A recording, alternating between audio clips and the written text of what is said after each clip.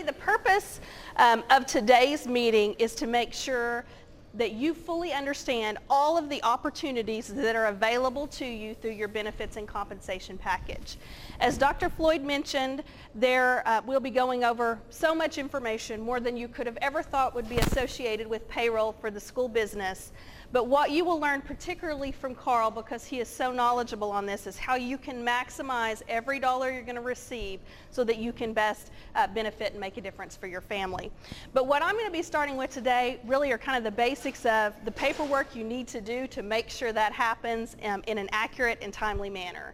So even though today will be full of information, on September 20th, when everything is accurate in that paycheck, you're going to be so glad we took care of this today.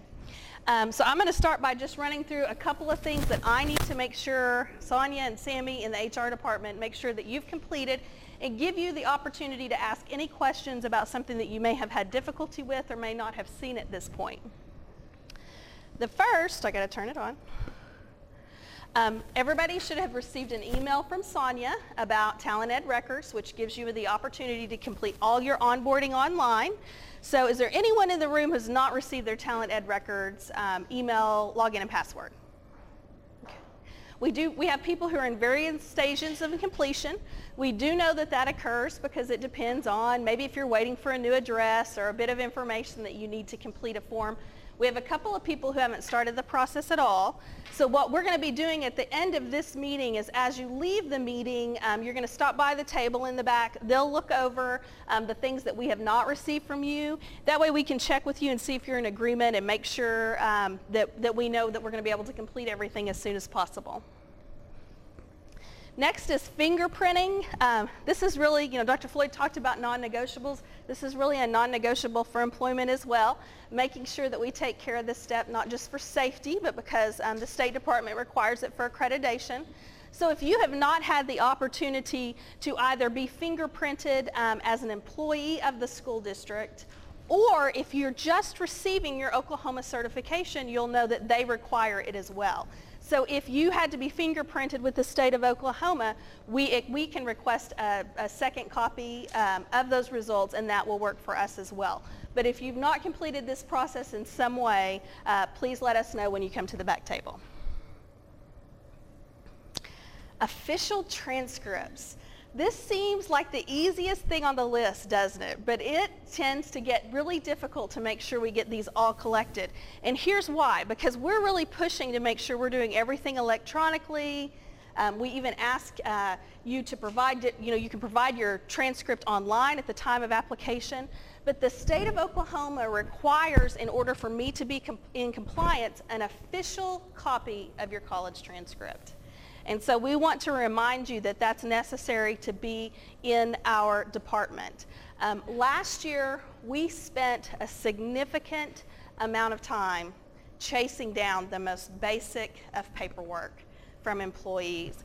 And we really do not want to do that. We want to invest our time making a difference for you as an employee. Other things we do in our department, we find volunteers for your classroom.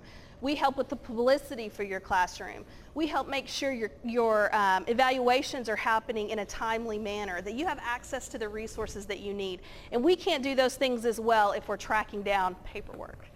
So we would ask that just as quickly as you can, you make sure that you get that official copy to us. If your university likes to send an electronic official copy, that's fine. But we would encourage you to call and let us know it's going to be coming, because those very easily can get trapped in the filters of our web system, and we want to make sure we can find it for you. Same thing with your certification. We are required, even though we don't like the paper, we're required to have a paper copy of your official transcript. Those of you who are already certified in the state of Oklahoma, you know that there's a tear-off version at the bottom. That's the version that we receive, and we need you to bring that to our office. In the state of Oklahoma, and you guys are aware of this because we include it on your letter of intent, in order to receive a certified rate of pay, you must be certified in the state of Oklahoma. So it is very important for us to have that for verification. If you're working on your Oklahoma certification and you have not yet received it, but you know you have turned in everything that you need to the State Department, we have the option of sending an Expedite form on your behalf. And there, I can see heads nodding because we really do that over the course of the summer. But if you have not requested an Expedite form and you know you have everything on site with SDE, let us know today and we'll take care of that for you. Really what it says is, we would like to hire this person and we need you to hurry, please, is really what the form is for. The one thing I would really like to suggest today, because we don't spend the amount of time talking about it, I really think that meets its importance, is the importance of reading the contract. And this is something that can be a little bit confusing for new employees because you probably feel like you already signed a contract, right?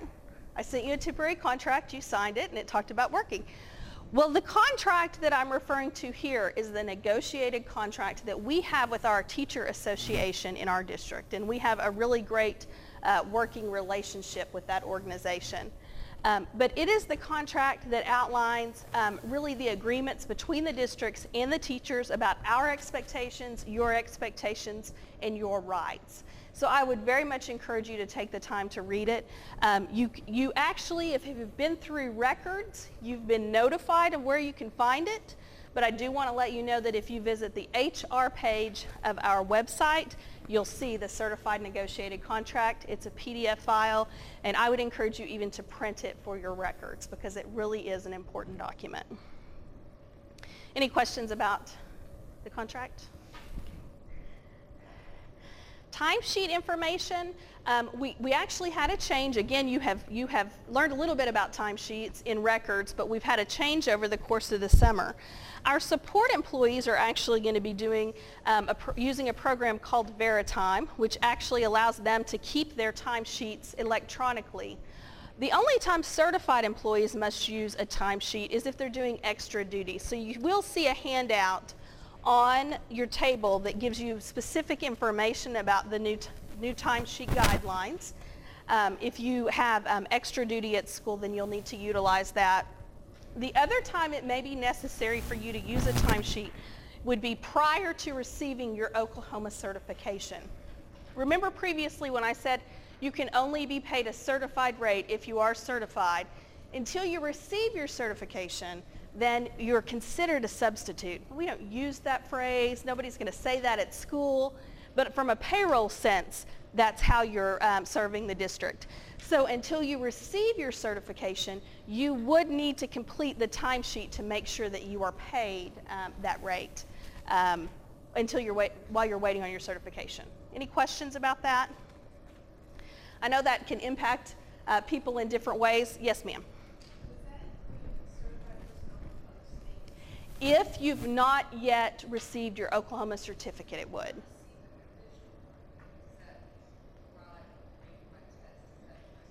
Do you receive an Oklahoma certificate?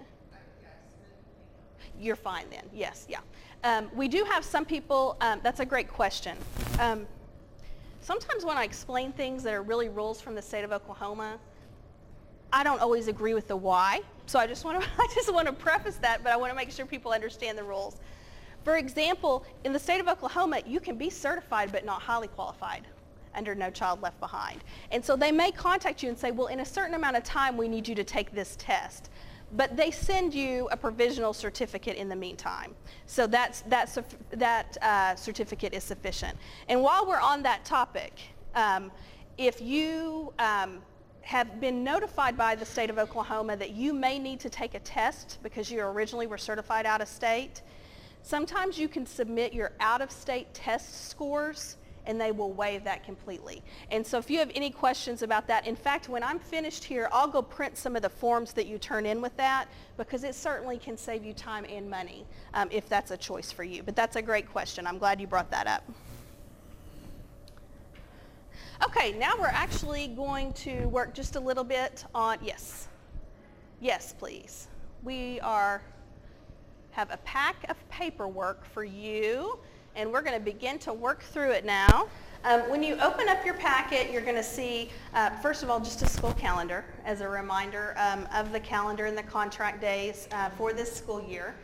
And then I believe directly underneath there'll be a loyalty oath. So what we would like for you to do is go ahead now, please, and sign the loyalty oath. And a little bit later in the meeting, we'll come by and we'll make sure that we take care of that bottom portion for you. Then after the loyalty oath, there'll be an I-9. And on the front page of the I-9, it's pretty self-explanatory what it's asking for. So I'm going to go ahead and give you guys just a couple of minutes to complete it, and then we will talk about the back page of the I-9. She had a fantastic question up front that will come up again and again today, so I want to make sure that I cover it. She asked, I'm getting ready to move to Enid, which address do I include? I would encourage you at this point to go ahead and include whatever is accurate information for you. And then at the conclusion, just before I turn this over to Carl, I'm going to show you how you can change your address, telephone number, name, if perhaps you're being married over the summer, how you can do that in one form to take care of everything else. So I would encourage you to utilize whatever is accurate now. This is the page. You know how I've called you almost relentlessly, so I apologize about that. And said, don't forget to bring your driver's license and your social security card. Well, in addition to having a copy, which you've already submitted to us through records, we have to visually check those IDs when you do your I-9. So at this time, if you could go ahead and take out your driver's license and your social security card, I'm going to ask you to use them to complete the back of this form and then to leave them out, because as we proceed through the meeting, Sonia and Sammy will, and myself will be coming through to check those, and then we'll let you know when it's okay to put those up. Okay, so on the back of the I-9, it basically asks, what documentation do you have to prove your answers to the front of the form? And so the vast majority of people will use List B and List C. So the answers that you put on the form are DL for your driver's license, the state where your driver's license was issued, the number of your driver's license, and when it expires. In List C, it would be SSC for your social security card, the issuing authority, SSA, the number, and what we ask you to write under the expiration, because it doesn't expire, thank goodness we don't have to go get those every 4 years, is that your name as it is exactly written on your card. If you wish to use a passport, you can see the details for it in List A. Okay, so what I'd like for you to do is to please take your I-9, set it out in front of you where Sammy and Sonia can easily see it, and the forms of identification that you have with you as well. And we'll go ahead and we'll move on forward, but they are going to be making their way through the crowd to take care of that for you. So we talked about forms of identification. If you have not provided a copy on Talent Ed records, please let us know today and we will make a copy for you while you are here. That is a step in Talent Ed records, so hopefully you've had an opportunity to do that. Years of service, this is a very important topic that we don't talk about enough, because it really is about making sure that your payroll will be correct as quickly as possible. I believe there's a years of service form from the state of Oklahoma in your packet. This is the form that you use if you have taught out of state at an accredited institution and wish to use those years of service towards your pay scale here with the district. And the state of Oklahoma actually only accepts 5 years of out-of-state experience. But we recognize that it is a wonderful benefit to our students to work with teachers who have been in the classroom, have that experience, are veteran educators. So we honor all of that experience as well as military experience. So if you have not already, I want to encourage you to take care of this form as soon as possible. And what you'll need to do is to send that to the district where you previously worked and have them send that to us or to you, and then you send it to us. And the reason we request that is then we know to check on, we send it on to the State Department, and we know to check periodically to make sure you've been given credit for those years of service. And if at any point you have concerns that you may not be receiving some of the credit that you should have, you call us, we'll look into it. If there's a reason, we'll let you know why that's not something that can be done. And if you're missing that credit, we'll make sure it gets taken care of for you. That's a great question. She said, if I've worked here previously, do I need to send one to you?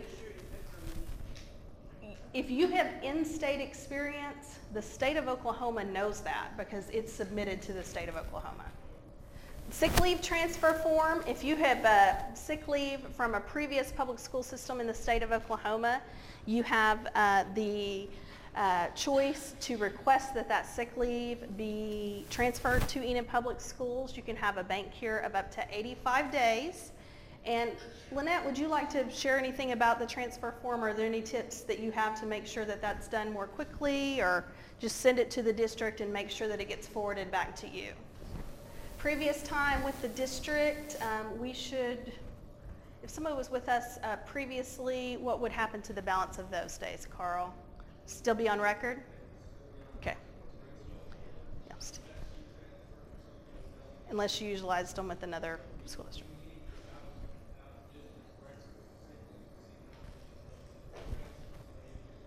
If someone had worked outside of the education industry and we were their last education employer, we would just use our balance, correct? Okay.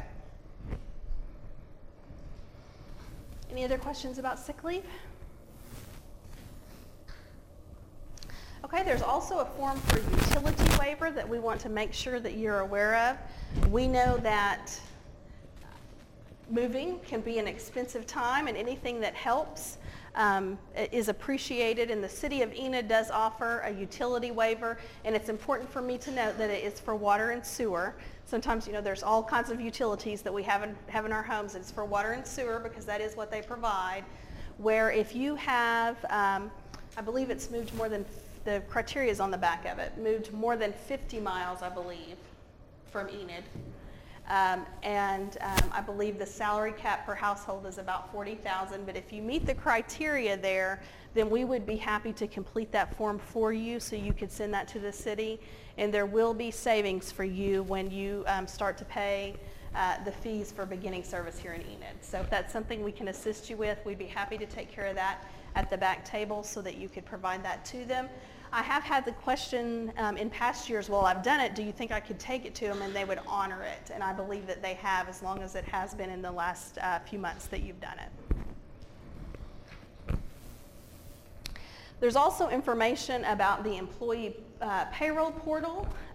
We are very excited that employees several years ago started to have not the option, we do it for everybody, to have their, and Carl will talk about this in greater detail, their paycheck automatically transferred to their bank account. But we still had to sit around and wait on our piece of paper that showed us exactly the specific of our paycheck. And now that is all online, where you can utilize the employee portal to go in and to check out the details of your pay stub, as well as different things related to your employment. And Carl, are you going to talk in greater detail about that? Is there anything you would want to add? Absolutely, he's right. The information is in your packet, but the same document is on our website. If in 2 months you're looking for it, you need to know where to find it. But to access it will be very similar to how you access your technology services and your computer login. And I did have a great question in the back. Well, what about our email? We know what our email is going to be. When can we utilize our email? Our technology department will take care of the complete day on August 7th of new teacher orientation. And what they will do is they will provide you with all the information for your login, for your email. You'll receive your iPad, and everything will be set up for you and ready to go. And so you should be able to use your email from that point moving forward, which is very important because once I know you have access, that's when we're going to start communicating primarily through your school email rather than through other forms of communication. Do you may have any questions? Yes?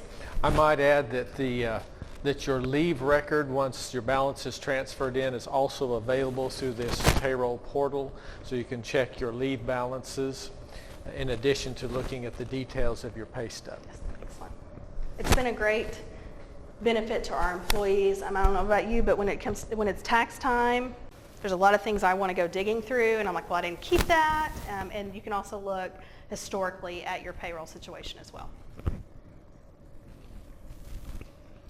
If you should have a degree change while you're here with the district, or if you have perhaps a master's that you have not yet submitted to the State Department of Education, I do want you to know that that is the step. You submit that to the State Department of Education. Electronically, they will tie that to your record where I can see that you do have a master's. And once the State Department has approved that, then we would, if you let me know that's the case, then we'll complete the paperwork so that you then move from the bachelor level scale to the master level scale.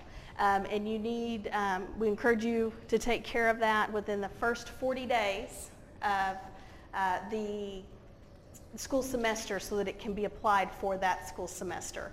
Otherwise, it is applied in the next school semester, so it's important to do it just as soon as possible. If you have any questions about whether or not you're receiving credit for a master's or a doctorate at this time, that again is something that we can check for you on a case-by-case basis. Housing.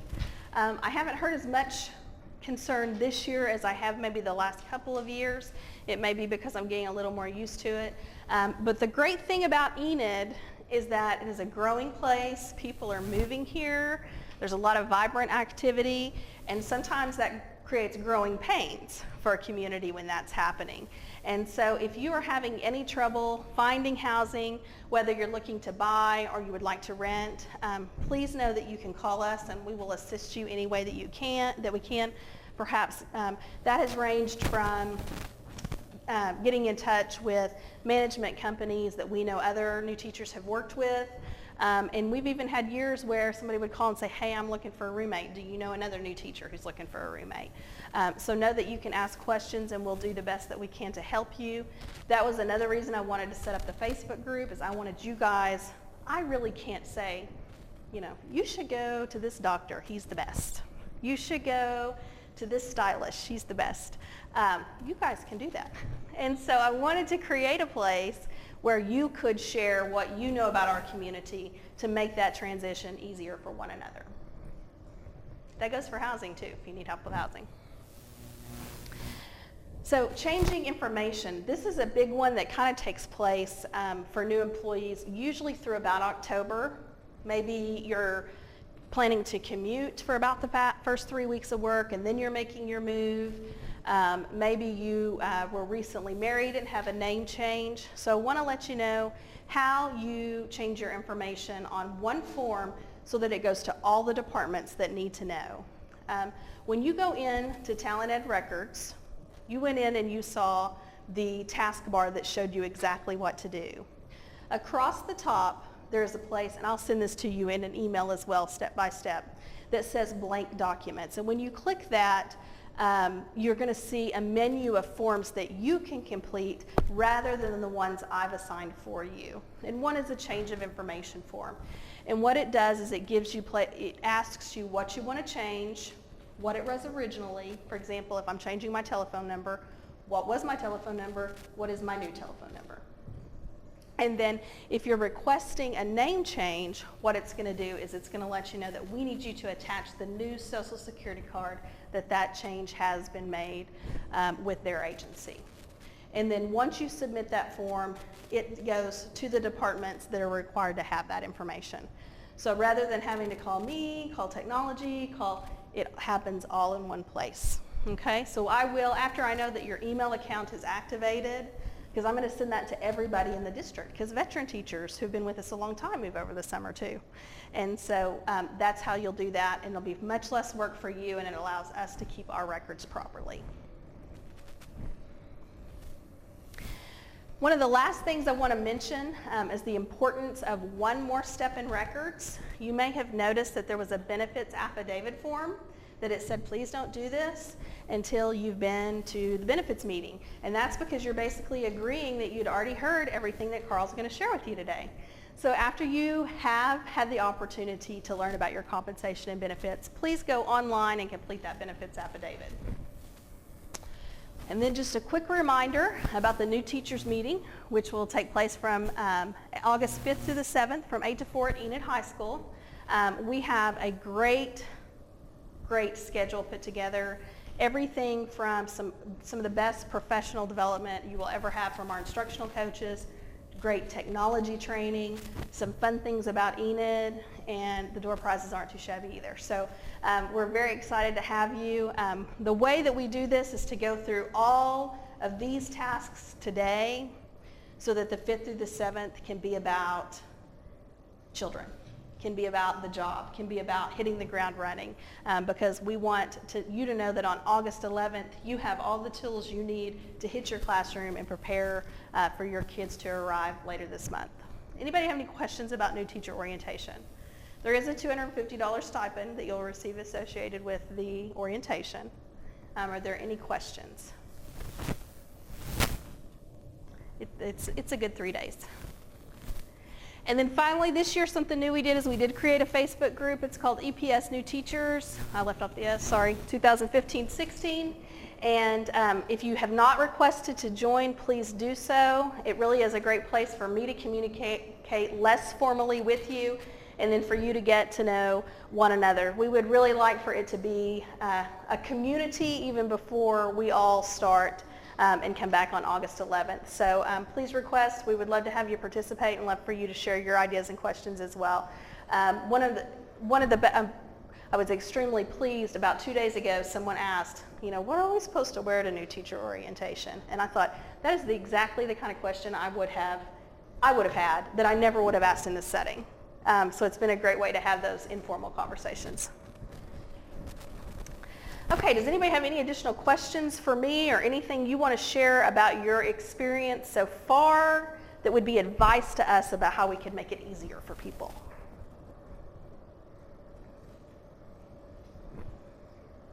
Okay. Well, I'm so excited to see you, to meet you personally, and to have you as part of my school family. I know you're going to have an outstanding year. I will not get to see you as much as I will get to see you in the next 2 to 3 weeks. But I certainly hope that I get to see you in the buildings, and I want you to know that I'm available anytime that you need assistance.